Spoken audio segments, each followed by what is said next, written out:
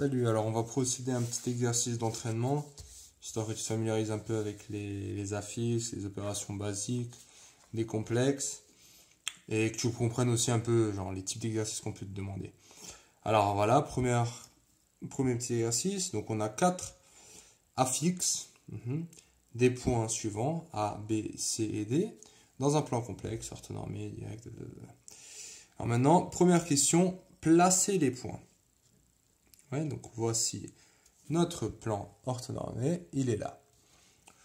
Donc je te conseille de refaire cette figure et de reprendre cet exercice avec moi. Donc voici. Donc voilà, à toi de commencer déjà. Commence par placer les points. À toi. Alors, c'est bon. Donc l'idée c'est qu'on a les affixes. Donc maintenant on va transformer ces affixes de manière à ce qu'on place justement les points. Donc par exemple, si on prend ZA, on a quoi? On sait qu'on a 3 plus 1 fois I. Donc là, on lit bien le A plus BI. Donc là, on se retrouve avec le point A, par définition, 3 et 1. Ouais. Parce que tout affixe, donc justement, a un point, ou un vecteur, on a aussi dit. Donc on va faire pareil pour B. Donc B, on a quoi? On a moins 1, moins I. Donc ça donne quoi? Moins 1, moins 1 fois I. Donc on se retrouve avec le point B qui est égal à moins 1, moins 1. Surtout, n'oublie pas que d'abord c'est réel, puis c'est imaginaire, hein, sinon tu vas voir tout à l'envers. ZC, on a quoi? On a 2i. Alors, 2i, donc d'abord la partie réelle, on a quoi? On a 0 plus 2i. Donc 0 et 2i. Et finalement, le D, on a quoi? 4 plus 4i. 4 plus 4 fois i. Donc on se retrouve avec 4 et 4. Et maintenant on place ça tout simplement des points. Il faut juste passer les points. Donc 1, 2, 3 et on monte de 1. Donc là on aurait le point A. Le point B on a moins 1, moins 1. Donc on se retrouve ici. Donc A, B. Le point C, 0, 2i. 0 ici, 2, 1, 2. Donc le point C et le point D, 4, 4. 1, 2, 3, 4. 1, 2, 3, 4. Tac. Donc là, tu peux mettre des petits, si tu préfères. Hein. Donc on a à peu près là un point D. Cool. Deuxième question. Démontrer que ABCD est un parallélogramme. Et calculer son centre. Alors, petit indice, hein, pour démontrer que c'est un parallélogramme, de manière générale, qu'est-ce qu'on veut? Hein, que ces deux côtés ou ces deux côtés soient parallèles. Hein. Donc, on va travailler avec des vecteurs. Alors, comment passer d'affixe à vecteur? Ça, je te laisse faire. Donc, vas-y, à toi de jouer.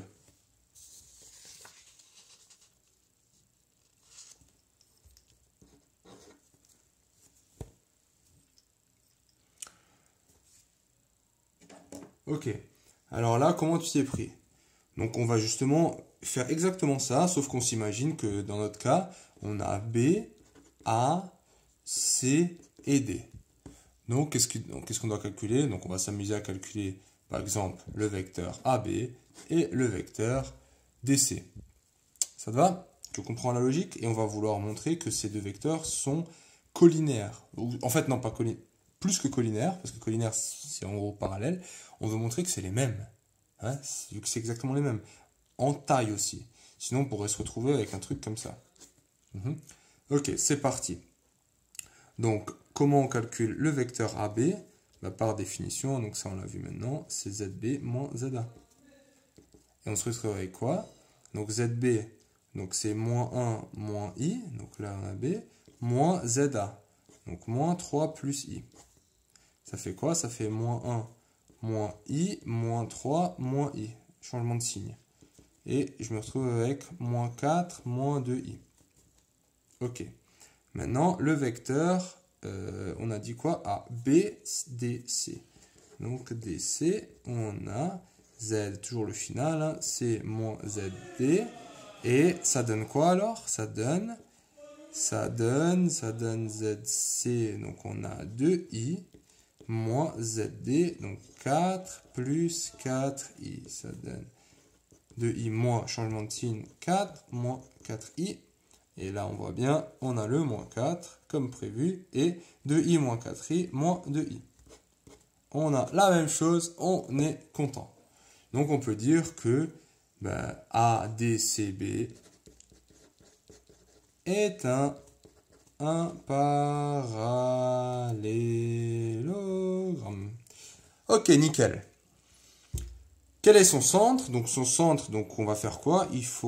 On va soit prendre ce milieu, soit ce milieu. Ouais.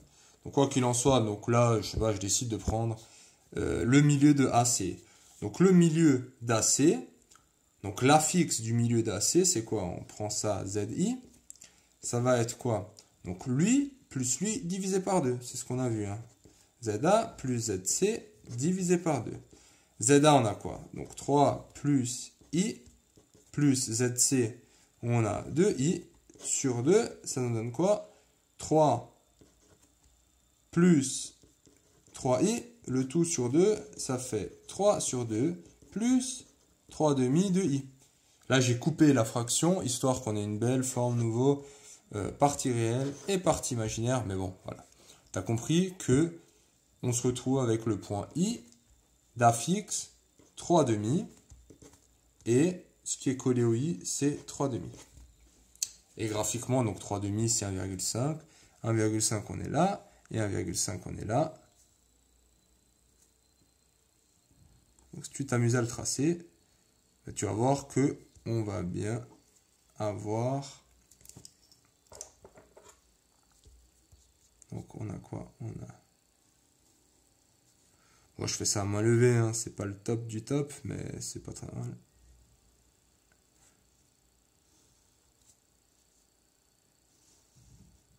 Donc, on a ça. Et là, ouais, ça a l'air pas trop mal.